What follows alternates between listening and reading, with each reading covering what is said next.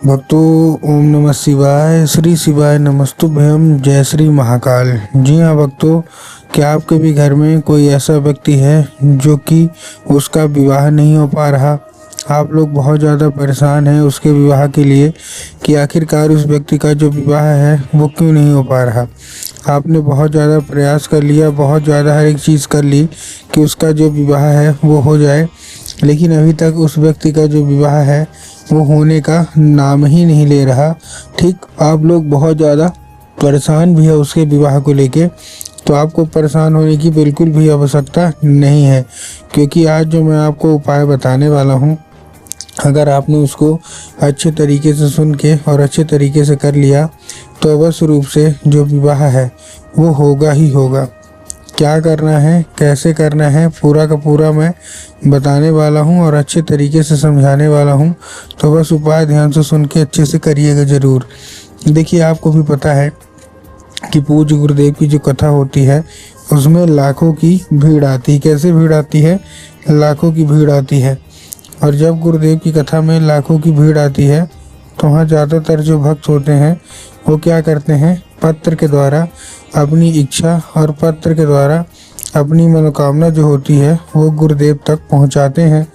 तो अभी गुरुदेव की कथा चल रही थी, आज से 4 से 5 महीना पहले की बात है। गुरुदेव की कथा चल रही थी और गुरुदेव की कथा में लाखों की भीड़ आई। अब जब गुरुदेव की कथा में लाखों की भीड़ आई तो वहाँ ज़्यादातर जो भक्त थे उन्होंने क्या किया, पत्र के द्वारा अपनी इच्छा और अपनी मनोकामना जो थी वो गुरुदेव तक पहुँचाई। अब जब गुरुदेव के पास पत्र पहुँचा और गुरुदेव ने पत्र पढ़ा तो वहाँ गुरुदेव ने देखा कि ज़्यादातर जो भक्त हैं उनकी क्या है, केवल और केवल एक ही इच्छा और एक ही मनोकामना है। क्या? कि गुरुदेव, हमारे घर का एक व्यक्ति है, इसका विवाह नहीं हो पा रहा, हम लोग बहुत ज़्यादा परेशान हैं। किसी के बच्चा है, किसी का बच्ची है और उनका विवाह नहीं हो पा रहा, बहुत ज़्यादा परेशान है। और वही पूछ रहे हैं कि गुरुदेव कुछ न कुछ उपाय बता दें ताकि इनका जो विवाह है वो हो जाए।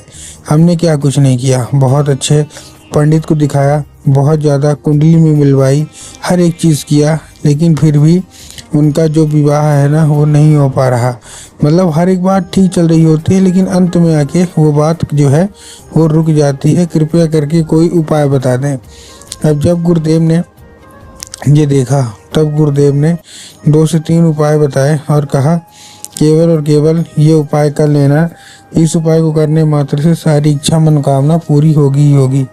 अब जैसे ही गुरुदेव ने उपाय बताया तो लोगों ने जा जाके इस उपाय को घर में करना शुरू कर दिया। अब जैसे ही लोगों ने जा के इस उपाय को घर में करना शुरू कर दिया, वही लोग गुरुदेव की कथा में मात्र 1 से 1.5 महीने के बाद वापस आए।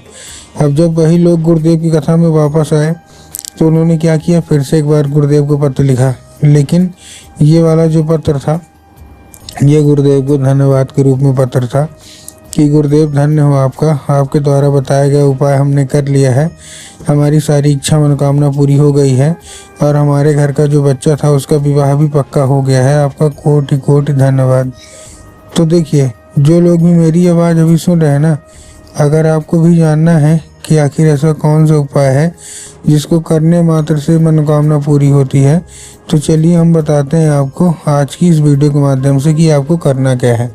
तो बस उपाय ध्यान से सुन के अच्छे से करिएगा ज़रूर। लेकिन उसके पहले चैनल पे अगर पहली बार आए हैं और आवाज़ मेरी पहली बार सुन रहे हैं तो वीडियो कर दें लाइक और चैनल को भी सब्सक्राइब कर लें। ठीक, तो चलिए चलते हैं उपाय की ओर। इस उपाय में आपको 3 काली मिर्च लेना है और साथ में आपको लेना है 1 धतूरा। तो 3 काली मिर्च ले लिया, साथ में 1 धतूरा ले लिया। अब धतूरा लेने के बाद आपको करना क्या है, जैसे आपने धतूरा लिया, धतूरा लेने के बाद आपको चुपचाप क्या करना है, उसी व्यक्ति के हाथ में उसको दे देना है और भेज देना है कहाँ, सीधा सीधा शिव मंदिर। अब जैसे आप शिव मंदिर भेजेंगे उसको, शिव मंदिर भेजने के बाद उसको बोलिएगा कि दक्षिण दिशा में खड़ा हो जाए और उत्तर की ओर अपना चेहरा कर ले। अब देखिए, दक्षिण और उत्तर में ना बहुत सारे लोग कंफ्यूज होते हैं कि दक्षिण क्या है, उत्तर क्या है, हमको थोड़ा साफ साफ बताओ। तब गुरुदेव ने साफ साफ बताया है कि आप जिस भी शिव मंदिर जा रहे हैं उस शिव मंदिर का जिधर साइड जलाधारी होगा आपको अपना चेहरा उधर साइड करके खड़े हो जाना है। ठीक, खड़े हो गए, खड़े होने के बाद बाबा भोलेनाथ के ऊपर अर्पित कर दें बस। पूज्य गुरुदेव कहते हैं कि अगर आपने ऐसा कर लिया तो अवश्य रूप से इच्छा मनोकामना पूरी होगी ही होगी। ये था हमारा पहला उपाय। अब हम चलते हैं अपने दूसरे उपाय की ओर। अब देखिए, जो हमारा दूसरा उपाय है, इस उपाय में सिंपल सा आपको लेना है लाल चंदन, और लाल चंदन लेने के बाद पहुंच जाना है कहाँ, सीधा सीधा शिव मंदिर। अब शिव मंदिर में माता शोक सुंदरी वाली जगह में, जो कि जलाधारी के बिल्कुल बीचों बीच होती है, तो माता शोक सुंदरी वाली जगह में आपको क्या कर देना है, अर्पित करना है। और जैसे ही आप माता शोक सुंदरी वाली जगह में अर्पित करेंगे, आपको क्या करना है, उसको औषधि के रूप में मांगना है कि माता कृपया करके हमको इसको औषधि के रूप में प्रदान करिए। अब क्या होगा, अब ये औषधि का रूप ले लेगा। अब आपको करना क्या है, 5 मिनट तक आप खड़े रहिए। 5 मिनट तक खड़े रहने के बाद आपको फिर से वही उंगली को टच करना है, थोड़ा सा चंदन को, और उसको लेके आ जाना है कहाँ, सीधे सीधे आपको लेके आ जाना है कहाँ, अपने घर। अब जहाँ आप लोग सोते हैं और जिधर साइड सर करके सोते हैं ना, उधर साइड की जो दीवार होगी ना, उस दीवार में आपको ये लगा देना है बस। पूज्य गुरुदेव कहते हैं कि अगर ऐसा किया तो इस चंदन के जरिए स्वयं माता शोक सुंदरी आपके घर में प्रवेश करती हैं और आपका विवाह अवश्य रूप से होता ही होता है।